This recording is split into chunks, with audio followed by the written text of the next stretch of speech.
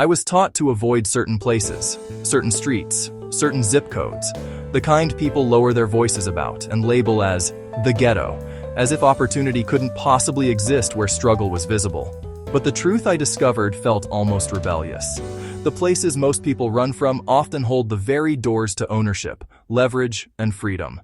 And the moment I stopped seeing those neighborhoods as warnings and started seeing them as possibilities, everything about my future began to shift.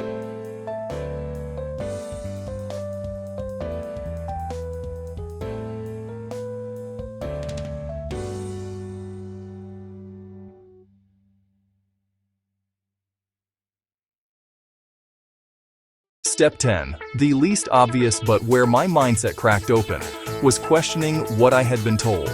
Why were these areas dismissed so quickly?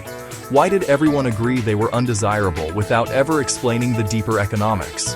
One day, I drove through a neighborhood I had always avoided, not with fear, but with curiosity. And for the first time, I wasn't just looking, I was observing. Step 9 was understanding perception versus reality. Yes, the area had visible challenges, but it also had life, people, businesses, movement. I began to notice something important. What others saw as risk, I started to see as undervaluation. Properties were cheaper not because they lacked worth, but because they lacked attention. Step 8 was education. I didn't jump in blindly. I studied real estate fundamentals, cash flow, appreciation, location trends. I looked at numbers, not narratives.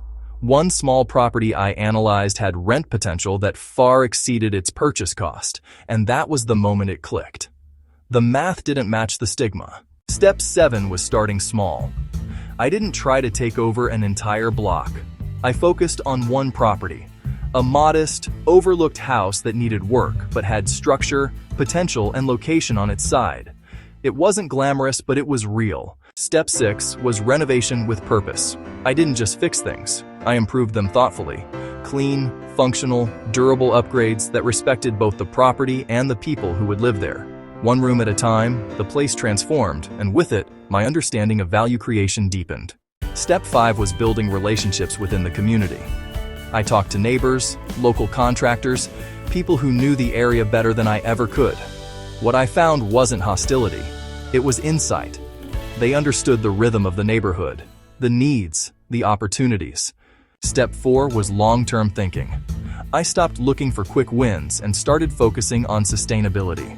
This wasn't about flipping and leaving, it was about investing and staying. I began to see how consistency and patience could turn a single property into a foundation. Step 3 was resilience. There were challenges, repairs that cost more than expected, moments of doubt, external opinions that questioned my decisions. But each obstacle forced me to learn, adapt, and strengthen my approach. It wasn't easy, but it was real growth. Step 2 was ownership. Not just owning property, but owning my decisions, my risks, my future. I wasn't waiting for opportunity anymore. I was creating it. That shift changed how I saw everything, not just real estate, but my role in my own life. And then there was step 1. The most important, the foundation beneath it all. Vision. The ability to see what something could become instead of what it currently is. Where others saw limitation, I saw potential. Where others saw decline, I saw transformation. Over time, that single property became more than an investment. It became proof. Proof that opportunity isn't always where it's comfortable. Proof that value often hides behind perception.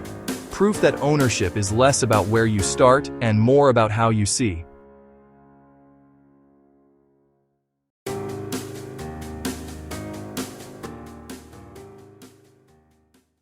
And as I continued, one property turned into another, and then another.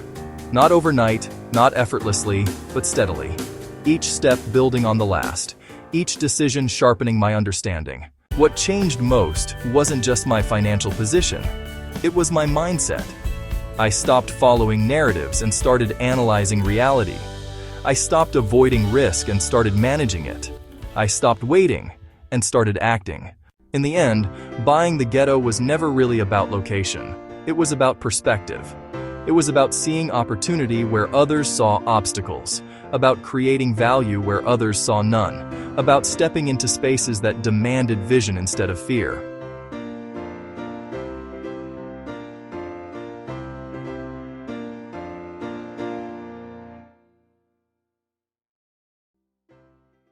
And through that process, I didn't just build assets, I built confidence, discipline, and clarity. I became someone who understood that the future isn't something you hope for, it's something you position yourself for.